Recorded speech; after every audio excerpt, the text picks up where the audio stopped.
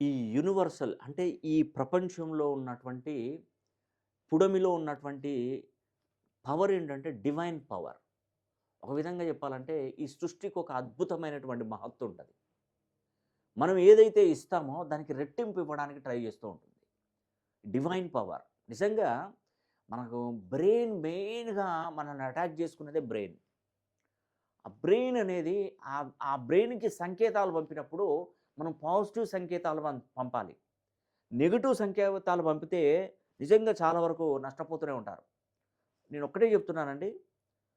ఒక పిచ్చివాడు అంటే అతనికి కుప్పతొట్లలో భోజనం చేస్తుంటాడు. వాడికి డ్రెస్ ఉండదు, స్నానం ఉండదు, ఏముండదు. కానీ వాడు 100కు 200% ఆరోగ్యవంతుడు. అరే! మనం అనుకుంటాం ఏంటయ్యా ఆ కుప్పతొట్టులో అన్నం తింటున్నాడు, స్నానం చేయడు, సరిగ్గా పళ్ళు బ్రష్ చేసుకోడు.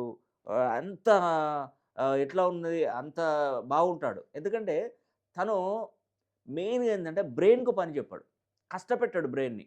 ఆలోచించాడు. వానికి పిల్లలు లేరు, పెళ్ళాం లేదు, భర్త లేరు, సంసారం లేదు, ఇల్లు లేదు, వాకిలి లేదు.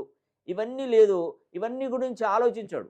ఆలోచించడం వల్ల ఆరోగ్యం బాగుంటుంది. ఎవరికి బీపీ గాని, షుగర్ గాని, థైరాయిడ్ గాని పిచ్చి వాళ్ళకు ఉన్నదని ఒక్కరికి రుజువు చేయండి. నేను ఈ శాస్త్రాన్ని వదిలేస్తాను. ఇది నిజమా? అబద్ధమా? మీరే చెప్పండి. ఎందుకంటే మనము మన బ్రెయిన్‌కు పని పెడుతున్నాము, కష్టపెడుతున్నాము. అందుకే మనలో ఒంట్లో అన్ని రోగాలొచ్చేస్తున్నాయి.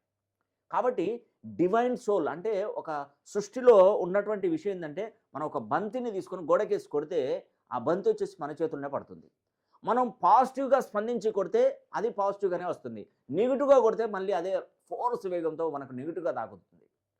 అందుకే మనం ఆలోచించే విధానం ఏందంటే పాజిటివ్‌గా ఉండాలి. ఖచ్చితంగా మీ మనసులో పాజిటివ్‌గా ఉండండి. ఇంకోటేందంటే ఇదే విధానంలో ఒక్కొక్క రాశికి, ఒక్కొక్క లగ్నానికి ఈ సృష్టిలో ఒక డివైన్ పవర్ సృష్టించేంత శక్తి లగ్నానికుంటది, రాశికుంటది. అది మనం ఎన్ని డిగ్రీస్‌లో ఉంది, ఎంత ఫ్రీక్వెన్సీలో మనం పేరు పెట్టుకుంటున్నామో, మన పేరులో ఉన్నటువంటి సంఖ్యాబలాన్ని కరెక్ట్‌గా క్యాలిక్యులేషన్ చేసి, ఫ్రీక్వెన్సీని గనక యాడ్ చేయగలిగితే డివైన్ సోల్ ఒక విధంగా చెప్పాలంటే మనం గమనించండి. మనకేదన్నా బయట మనం పడుకున్నప్పుడు అర్ధరాత్రి పడుకున్నప్పుడు 4 బాటల కాడ కుక్కలు మురుగుతూ ఉంటాయి. బాగా మురుగుతుంటాయి. మనం ఏంది గందరగోళం ఏంటి అని ఒకసారి తలుపు తీసి చూస్తే, ఆ డోర్ తీసి ఓపెన్ చేసి చూస్తే అక్కడ ఎవ్వరుండరు. వాటంతట అవే పైకి చూస్తూ మొరుగుతూ ఉంటాయి.